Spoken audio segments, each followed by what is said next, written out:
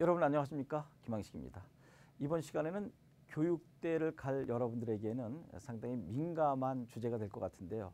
저출산의 원인과 그 대책에 대해서 한번 이야기해 봐라 하는 것입니다. 저출산이라고 하는 것은 아이를 조금밖에 낳지 않는다는 것이죠. 과거에는 아이 많이 낳아서 그 아이들이 성장해서 가문을 일으킬 정도가 되었으면 좋겠다라고 하는 시대도 있었을 것이고요. 또 어떤 때는 굉장히 우리가 경제가 열악할 때는 어땠습니까? 아들, 딸 구별 말고 둘만 나와 잘 키우자라고 한 적도 있습니다. 너무 많이 인구가 늘어나게 되니까 우리 경제로 감당할 수가 없었습니다. 그래서 둘만 나와 잘 기르자라고 했었는데 지금은 이제 3명, 4명 낳기를 권장하는 사회가 됐습니다. 그래서 우리가 잘 알고 있는 일부 몇몇 연예인들은 뭐 3명, 4명 낳고 그리고 사회에 이슈화되고 하는 경우가 있었는데 왜 이렇게 됐을까요?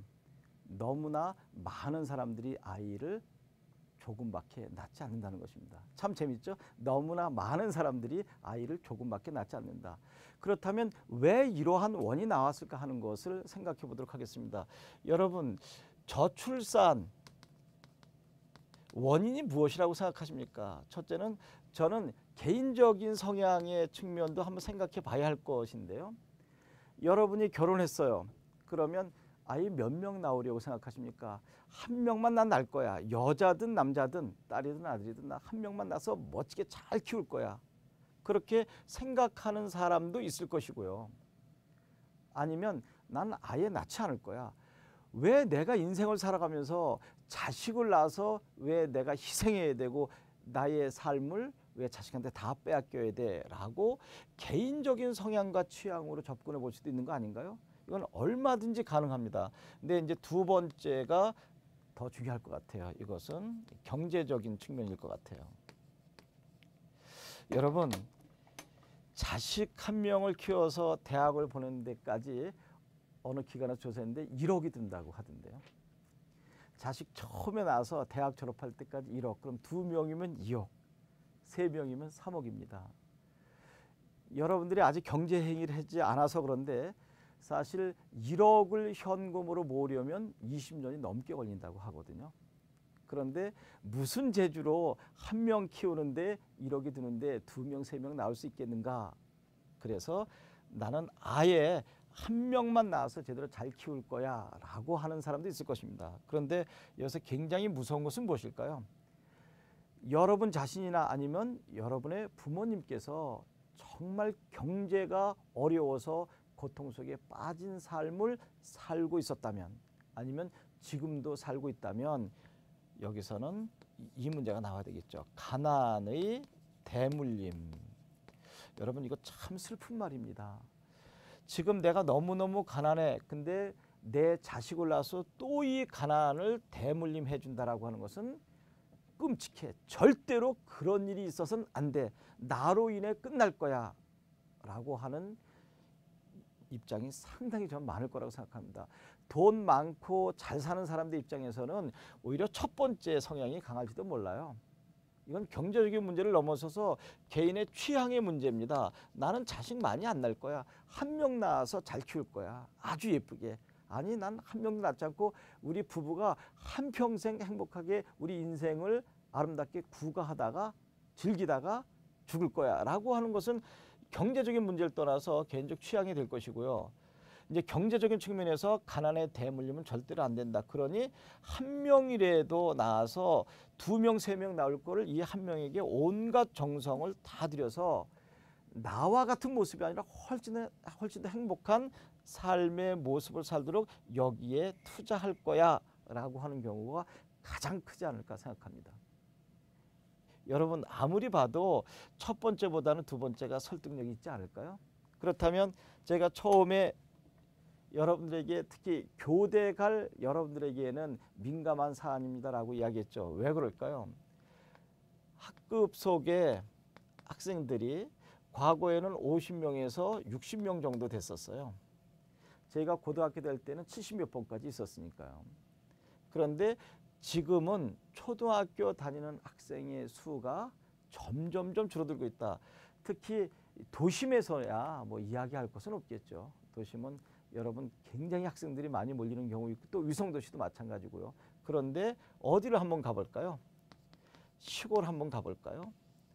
시골에 이미 이촌향도 현상이 60년부터 일어났습니다. 이촌향도 아시죠?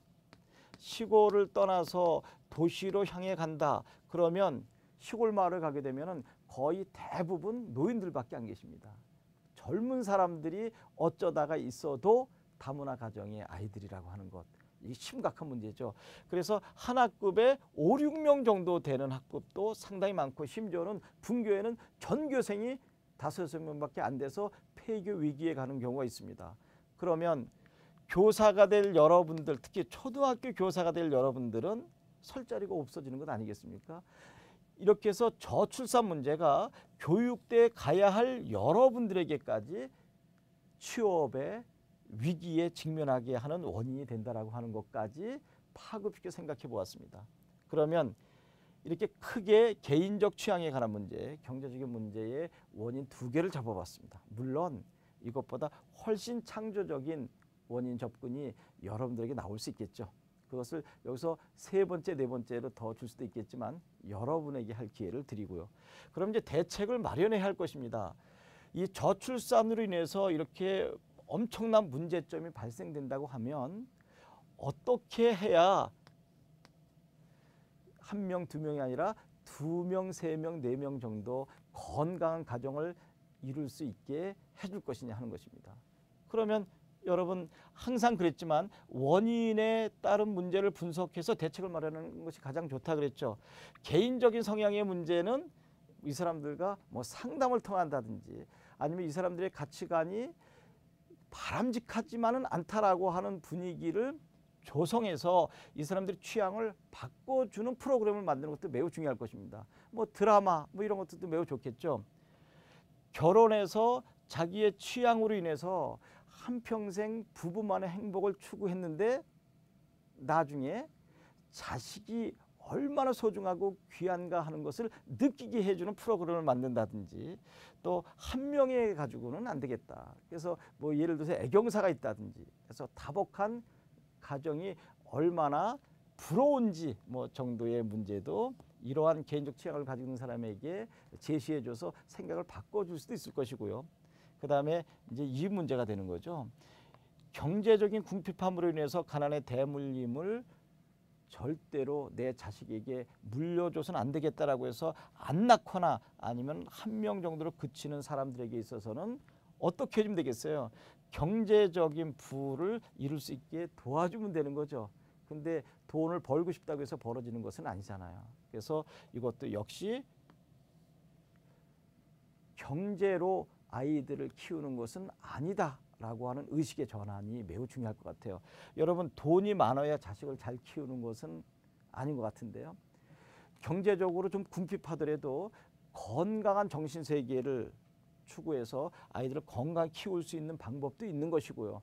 또 정말 너무너무 가난해서 아이를 키울 수 없다 그러면 이것은 또 사회복지 차원에서 제도적인 장치를 만들어주는 것도 매우 중요할 것입니다. 그렇게 해서 개인적인 문제, 경제적인 문제의 원인을 분석해보고 또 여러분 나름대로 여기에 대한 대책을 한두 가지 더 마련해 볼 수 있을 것입니다. 이렇게 해서 저출산의 원인 그리고 대책을 저 혼자의 생각이 아닌 여러분들과 하나하나 생각을 해보았습니다. 여기서 거론하지 않은 많은 부분들을 여러분만의 생각으로 접근해 보는 것도 매우 중요하다고 생각합니다. 여러분 이 다음에 결혼하시게 되면 적어도 3명 이상 낳아서 이런 문제가 없도록 해봅시다. 고맙습니다.